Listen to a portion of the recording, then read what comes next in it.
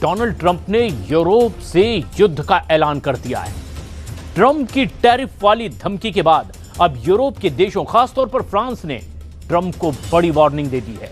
इन देशों ने एक साझा बयान में कहा कि ट्रंप ने अगर टैरिफ लगाया तो अमेरिका से यूरोप के रिश्ते बुरी तरह से बिगड़ जाएंगे और फिर हालात बहुत खराब हो सकते हैं। इसमें साफ है कि ग्रीनलैंड के मुद्दे पर फ्रांस, जर्मनी और ब्रिटेन अब युद्ध की तैयारी में लग चुके हैं।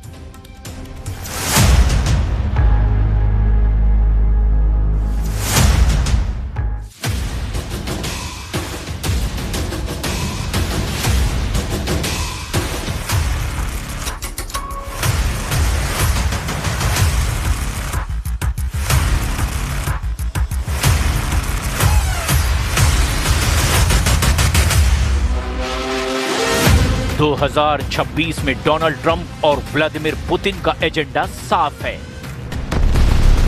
बर्फीले वॉर जोन में ज्वालामुखी फटने का अलार्म बजने लगा है। 2026 में डोनाल्ड ट्रंप चाहते हैं पूरा ग्रीनलैंड और 2026 में व्लादिमीर पुतिन चाहते हैं आधा यूक्रेन। क्या है 2026 को लेकर दोनों लीडर्स का बहुत ही खतरनाक प्लान?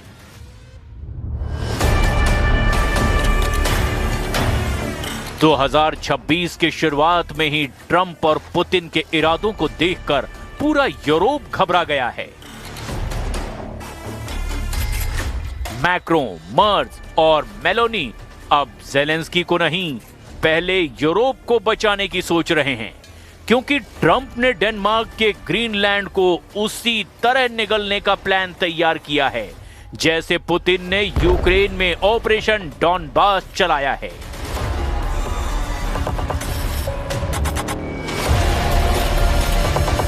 यानी साफ नजर आ रहा है कि ट्रंप अब 3.5 यूक्रेन पर कब्जा करना चाहते हैं। 3.5 यूक्रेन यानी ग्रीनलैंड। यूक्रेन के पास जितनी जमीन है उससे 3.5 गुना बड़ा है ग्रीनलैंड। दोनों के नक्शे देखकर समझा जा सकता है कि ट्रंप का ऑपरेशन ग्रीनलैंड क्यों 3.5 यूक्रेन के बराबर कहा जा रहा है। यूरोप के सबसे बड़े देश यूक्रेन का इलाका 6,03,000 वर्ग किलोमीटर से भी बड़ा है। इसके मुकाबले में ग्रीनलैंड का इलाका 21,66,000 वर्ग किलोमीटर से भी ज्यादा है। और ये आंकड़े देखकर यूरोप बहुत घबराया हुआ है, क्योंकि ग्रीनलैंड को हटाकर खुद यूरोप का इलाका 40 लाख वर्ग किलोमीटर है।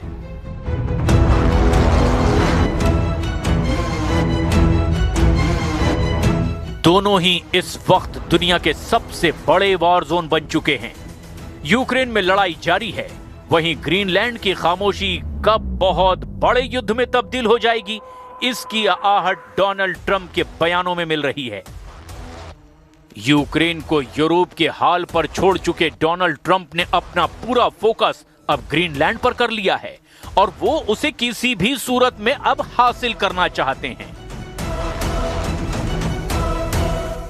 We need Greenland from the standpoint of national security, and Denmark is not going to be able to do it, I can tell you.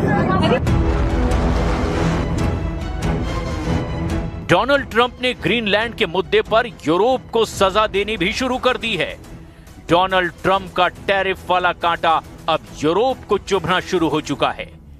Greenland पर यूरोप की सेनाएं पहुंच रही है। भले ही ये युद्धाभ्यास की तैयारी हो, लेकिन यूरोप के तेवर देखकर ट्रंप बिल्कुल भी खुश नहीं है। ट्रंप का टैरिफ वाला गुस्सा भड़क चुका है। ट्रंप ने ऑपरेशन ग्रीनलैंड का विरोध करने पर अपने मित्र देशों पर ही टैरिफ बम फोड़ दिया है। ट्रंप ने सबसे पहले डेनमार्क पर 10% टैरिफ लगाया, जो 1 फरवरी से लागू होगा। ट्रंप का टैरिफ बम वाला गुस्सा यहीं नहीं रुका, उन्होंने यूरोप के सबसे ताकतवर देशों पर भी टैरिफ बम लॉन्च कर दिया है।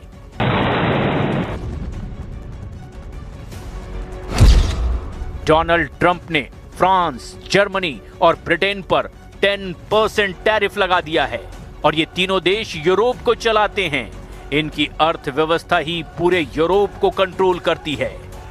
ट्रंप का टैरिफ बम वाला गुस्सा यहीं नहीं रुका, उन्होंने इस बम से यूरोप के कुछ देशों को भी घायल कर दिया है।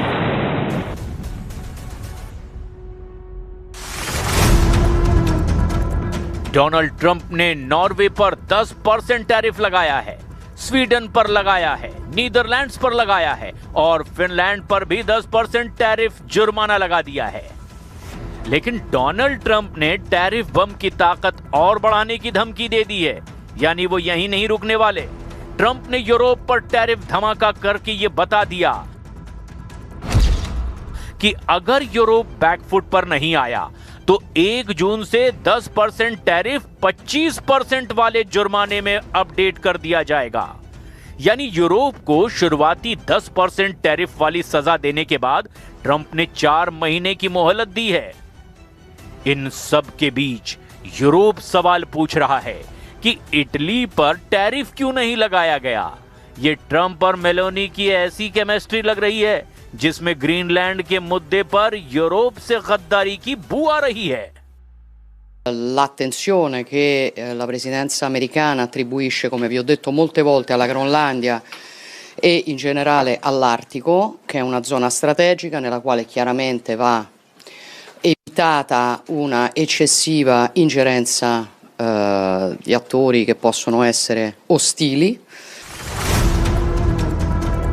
पूरे यूरोप में इस वक्त ट्रंप के इरादों को लेकर हड़कंप मचा हुआ है। ट्रंप ने यूरोप के साझेदारों को अब अपना दुश्मन बना लिया है। याद कीजिए, अलास्का में पुतिन से मिलने के बाद ट्रंप ने व्हाइट हाउस में यूरोप के साथ मीटिंग की थी। डोनाल्ड ट्रंप नेटो और यूरोप के दिग्गज नेताओं और जेलेंस्की के साथ बैठे थे। मुद्दा यूक्रेन का था, लेकिन अब सबको एहसास हुआ है कि ट्रंप तो ग्रीनलैंड वाला कॉरिडोर तैयार कर रहे थे।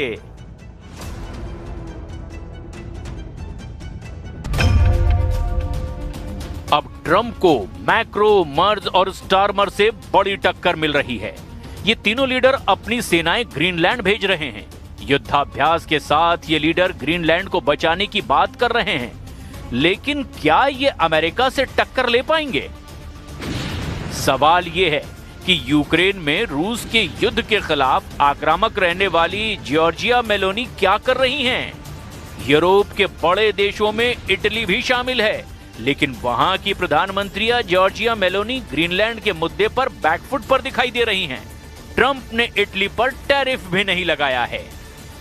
Ho sempre detto e sono convinta di questo, che io considero molto difficile, ecco, un intervento di terra, diciamo, militare sul tema della Groenlandia. Io credo che la questione sia politica e credo che politicamente verrà risolta. E verrà risolta chiaramente anche, secondo me, anche con un impegno maggiore di tutti gli alleati su un'area che è strategica. Meloni वो leader हैं जो Ukraine के युद्ध में Putin के खिलाफ front foot पर रही हैं। पुतिन के युद्ध को लेकर मेलोनी ने हमेशा जेलेंस्की का साथ दिया। वो यूरोप को बचाने वाली महिला लीडर के रूप में उभरी हैं। लेकिन अब ग्रीनलैंड के मुद्दे पर अमेरिका को टक्कर देने की बात आई तो इटली के प्रधानमंत्री का कदम यूरोप से गद्दारी माना जा रहा है। ग्रीनलैंड में आर्कटिक एंड्योरेंस युद्धाभ्यास के लिए यूरोप की सेनाएं पहुंची है। तब इटली ने इस युद्धाभ्यास में शामिल होने से ही इनकार कर दिया है। मेलोनी ने साफ कहा कि ग्रीनलैंड का हल सेना नहीं निकाल सकती। ग्रीनलैंड में युद्धाभ्यास से लेकर जो भी फैसला हो वो नेटो के हिसाब से हो, और नेटो में अमेरिका भी शामिल है, जबकि अमेरिका युद्धाभ्यास आर्कटिक एंड्योरेंस में शामिल नहीं है। La NATO ha già scritto nei propri documenti che oggi l'Artico è strategico, quindi sta già rispondendo a una domanda politica di un problema che esiste. Quindi gli alleati stanno ragionando all'interno di questo contesto e io ritengo che diciamo, il dibattito vada fatto all'interno della NATO anche per... Europe के हालात बता रहे हैं कि America का Greenland वाला formula अब Putin के यूक्रेन वाले फॉर्मूले से भी ज्यादा खतरनाक बन चुका है, क्योंकि यूक्रेन में चल रहे युद्ध को लेकर तो पुतिन की डिमांड सिर्फ डॉनबास और आसपास के इलाकों की है, लेकिन ट्रंप तो पूरा का पूरा ग्रीनलैंड हड़पना चाहते हैं।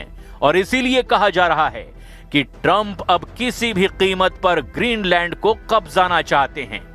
तो सवाल यह है कि ट्रंप ने इस फॉर्मूले को आखिरी शक्ल देनी कब शुरू की। 15 अगस्त 2025 को अलास्का में हुई पुतिन और ट्रंप की मीटिंग में ग्रीनलैंड फॉर्मूले को मंजूरी मिली।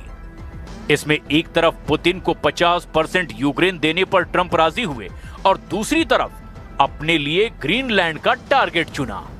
क्या इसी मीटिंग में यह फैसला हुआ कि यूरोप जब यूक्रेन में फंसा होगा तो दूसरी तरफ ट्रंप ग्रीनलैंड पर कब्जा कर लेंगे?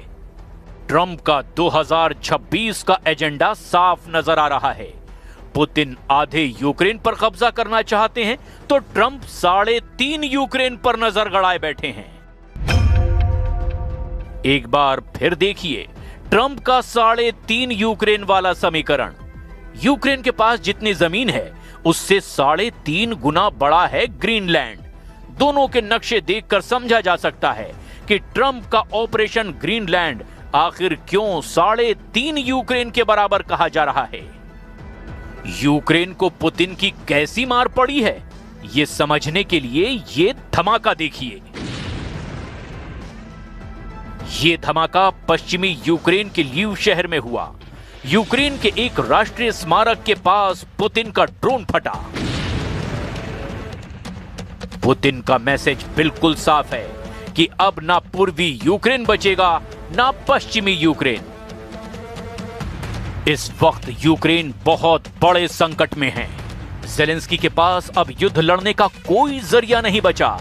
उनके शहर अंधेरे में डूबे हुए हैं क्योंकि पुतिन के ड्रोन और मिसाइल उन ठिकानों को टारगेट पर ले रहे हैं जहां से बिजली सप्लाई होती है। -10 डिग्री सेल्सियस में लोग ठिठुर रहे हैं और उनके घरों को गर्म करने के लिए बिजली ठप पड़ी हुई है। क्या ग्रीनलैंड में भी ऐसा ही अंधेरा छाने का खतरा है? और फिर अमेरिका की फौज भी ऐसी ही अपना झंडा फहराएगी जैसे रूस ने यूक्रेन की जमीन पर फहराया है। ग्रीनलैंड के लिए हालात बहुत गंभीर होने जा रहे हैं और ये वार्निंग बार बार डोनाल्ड ट्रंप दबे शब्दों में दे रहे हैं।